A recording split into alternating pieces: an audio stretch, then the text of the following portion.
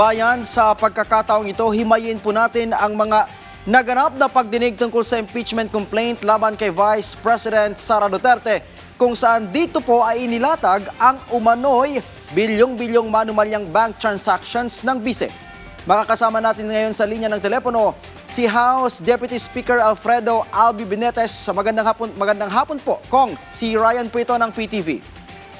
Magandang hapon, Ryan, at magandang hapon sa lahat na nakikinig. Opo. Kung gaano po ba kahalaga na mabusisi yung SALN ni Vice President Sara Duterte para mapatunayan kung talagang nag-commit nga ba siya ng impeachable offense ang pangalawang Pangulo, Kong?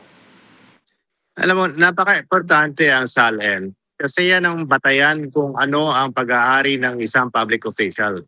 Dito po natin makikita yung integrity, transparency, at saka accountability ng mga public officials.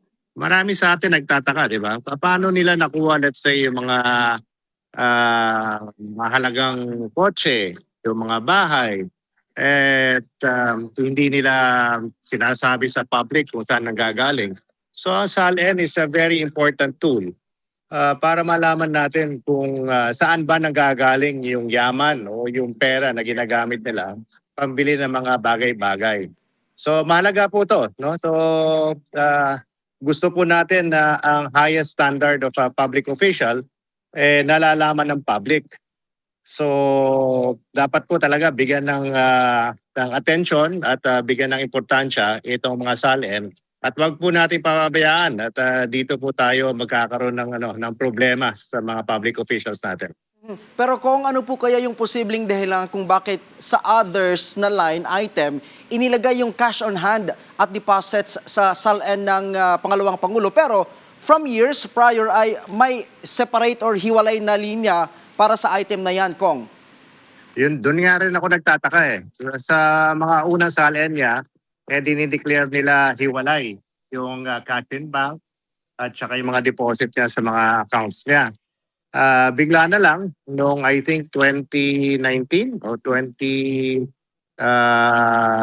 no, hindi na niya dinideclare at sabi ng defense po nagsabi, hindi naman under oath yung sinabi niya, para sa social media ko lang nakita na nilagay na lang sa others.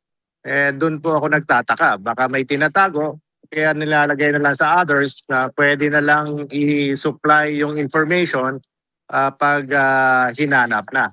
So, nakapagtataka po yung ganong dahilan. Kung ito mainit na usapin sa social media, pero paano nga ba ma-identify kung alin yung cash on hand and deposits kung lump na ito doon sa others? Kong? Yun na nga eh. Kaya nga nakapagtataka kung bakit nila sasabihin nandun eh. Napaka-importanting bagay na i-declare ang mga bank accounts kasi yun talaga nagpapatunay kung ilan ang pera ang hawak mo. So pag nilagay mo sa others, kumbaga may tinatago eh, di ba? Kasi hindi dineclare ng katotohanan. Oo. Kung aware na po tayo sa lumabas na bilyong pisong kahina-hinalang transactions na inilatag nga po ng AMLAC sa Committee on Justice, ang sabi ng defense team ng Vice Presidente ay lumobo lang ito kasi nga ipresenta po ng AMLAC yung pinagsama-samang withdrawals at deposits in a span of 18 years. Ano po yung reaction nyo dito, Kong? At pwede nga ba itong may turing na illegal na yaman, Kong? Well, tama naman yung defense team, no? Kasi kung sasabihin nila na yung 6.7 billion na reported ng AMLAC, inflow and outflow yon. Hindi po ang kahulugan nun, may cash deposit o may deposit siya ng 6.7 billion sa mga accounts niya. Lalo-lalo na, mga 2 dekada yata yung report ng AMLAC. Pero ang nagpagtataka is 4.4 billion ang inflow. No? And ang outflow, 1.5.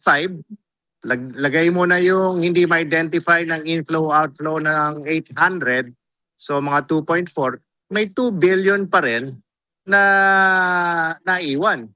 So yun ang tanong, saan nanggaling yung 4.4 na pumasok sa account niyang personal?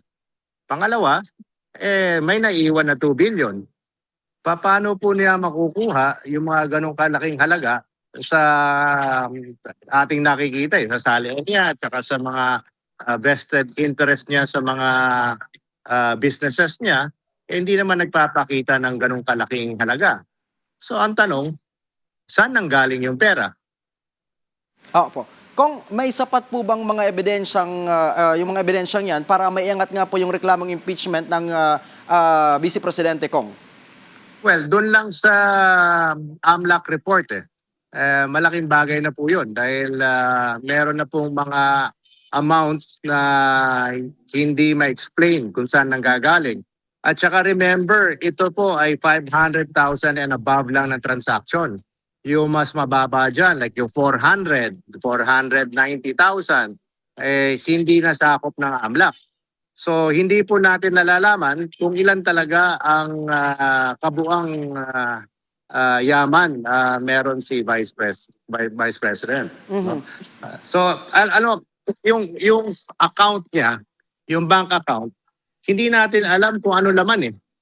Ito po ang pinapakita ng AMLAC transaction ng puto. Ito po yung lumabas at pumasok. Hindi po to yung actual bank balance o kumbaga kung ilan ang nasa bangko niya. So maraming katanungan at alam mo naman, di na tayo pwede maging probing questions. No? We can only determine probable cause. Nasa Senate trial na po yan pag gusto nila makita kung anong buong picture. Tama po ba yung pagkakaintindi ko, Kong, na yung Senado na yung may jurisdiction para makita yung sinasabi mong actual na laman ng kanyang bank account ng Vice Presidente, Kong?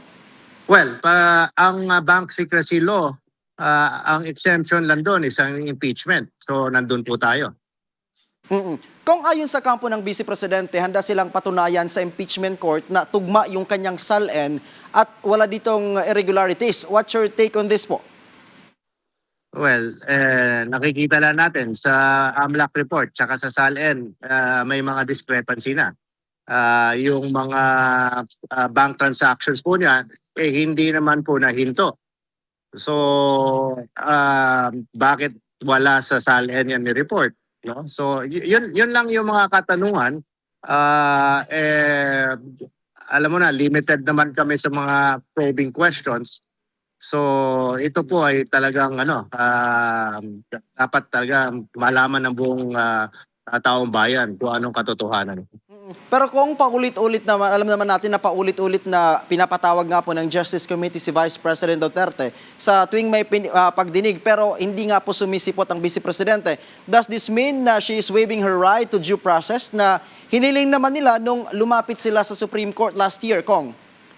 Yes, yun.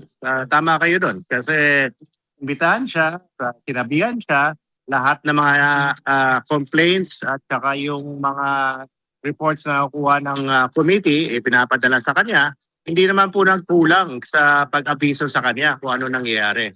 So kung hindi po siya sasagot at pinili niya sumagot sa social media, hindi po magiging basihan yan para sa aming ipaglilitis kung ano talaga ang magiging decision ng committee regarding probable cause. Kung base po kay Attorney Powa, wala pa raw silang natatanggap na notice from COA pero para ibalik nga po yung mga disallowances. Pero may nakapirma na po doon sa last page sa received na may petsang April 8 sa line ng OVP. Ano po yung ibig sabihin nun? Posible bang nasa OVP na ito pero hindi pa ito nakakarating mismo kay Vice President Sara Duterte, Kong? Alam mo, sa batas, basta may received copy, understood na natanggap na po nila yan. So hindi ko alam kung saan nanggagaling yung defense team nila na sinasabi nilang hindi na-receive. Kaya may receiving copy na official na nandun sa notice. Kung alam naman natin na mahalagang usapin ang itong impeachment complaint at deserve po ng taong bayan na malaman yung buong katotohanan, mensahe po para sa ating mga kababayan kaugnay dito sa usaping to, Kong. Ano po yon? Putol-putol. Mensahe na lamang po sa taong bayan kaugnay po dito sa usapin na ito, Kong. Well, maraming katanungan na lumabas sa mga pandinig doon sa justice hearing. Justice Committee hearing. So ito ang magiging basehan po ng committee as well as ang Kongreso kung talagang may probable cause. At nakikita po natin na marami talagang katanungan and that constitutes probable cause. Alright, maraming salamat po House Deputy Speaker Alfredo Albi Binetes sa oras.